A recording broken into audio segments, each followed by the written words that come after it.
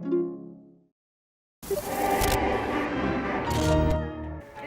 the same old fool for you I used to be. I'm only. So 2018 is looking like a good year for my finances. I finally paid back the last of my student loans, and I have 8 months of steady work on a new TV show. And that means I need to start thinking strategically about how I'm spending my money. That's where the index card comes in. This is Harold Pollack, co-author of The Index Card: Why Personal Finance Doesn't Have to Be Complicated. The book is based on 9 rules Harold wrote down on, you guessed it, an index card back in 2013. Harold's advice went viral with shares on the Washington Post and Lifehack. This year, my main financial goal is to put these 9 rules into practice throughout my daily life. Rule number 1, try to save 10 to 20% of your weekly income. Because my work has been so sporadic over the years, I've never been able to properly prioritize long-term savings. But this year I want to designate 15% of each paycheck directly into my savings account.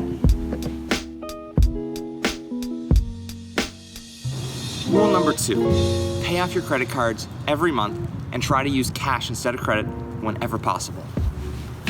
If you're like me and have found yourself overextended with credit cards, you're not alone.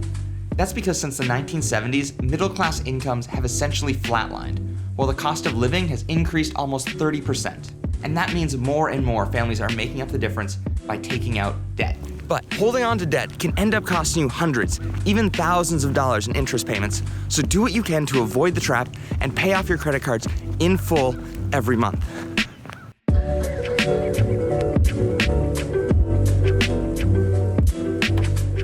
Rule 3, max out your 401k. The value in a 401k is your money goes in untaxed, and many employers offer a match contribution between 3 to 6%. Now, that may not seem like much, but over time, these small contributions can add up to valuable savings. Rule 4, pay attention to fees. I'm printing out my last 3 months of credit statements and highlighting every monthly charge. Currently, I'm paying almost $40 a month for services I no longer use. That's almost $500 wasted this year if I let these expenses continue.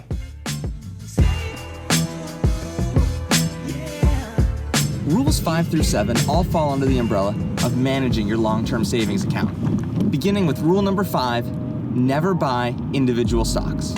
The logic behind this is simple. When you look at the numbers, we're terrible at predicting which stocks are going to go up and which stocks are going to go down.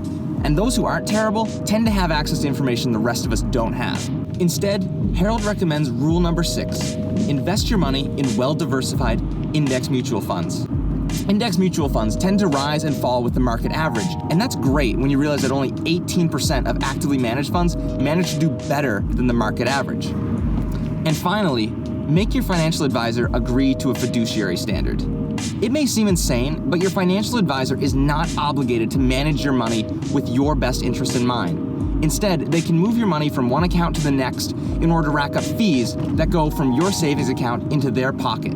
A fiduciary standard means that your financial advisor is working with your best interest in mind and only your best interests.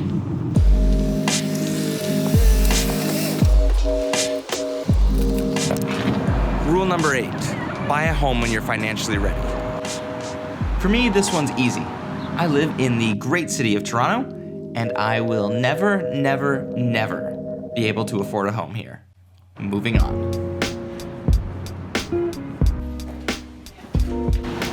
I'm wrapping up my video here because it ties into rule number 9, support the social safety net. While it's important to prepare for the worst, sometimes life happens and we need more help. For example, when I was 6, I contracted meningitis and had to spend 6 days and 5 nights in the Janeway Children's Hospital of St. John's, Newfoundland. Not only did Canada's healthcare system save my life, I checked out without owing a nickel in medical bills. Having a strong social safety net means you're protected when life throws its very worst at you, and we all have something to catch us in case we fall.